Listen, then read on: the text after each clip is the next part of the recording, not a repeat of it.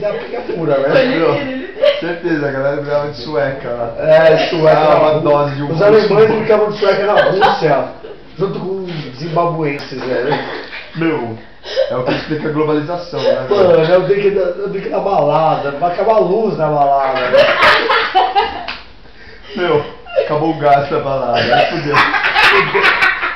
Chama o Hitler, o doutor. Técnicos em canos Hitler. Imagina um cara numa empresa com esse nome. Concentramos seu gás. Que Copa Gás, que gás é Hitler Gás, mano. Caso Deus exista, mano. Tipo, imagina o inferno. Agora imagina Deus cavando o inferno, tipo, criando um lugar para flechianos, né? Certeza, tinha um lugar cômodo próprio pra flechianos. Então, tem essa galera aqui, meu. Galera, tipo, deve ter uma música eterna e um estrobosfóbico, assim. Mas, tipo, muito mais forte, tá ligado?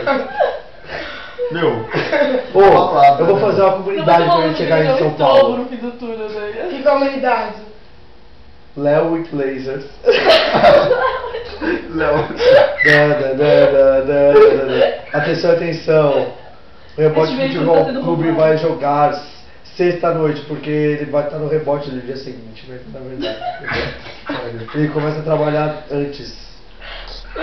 O rebote nem sempre é puro. Rebote não para, rebote é uma máquina, deve ter reboteiros perto daqui. O rebote, tipo, assim como o Miguel Benza, o rebote é trabalhado também, não é apenas uma mera ocasião, não é sorte. Você tem que se posicionar para efetuar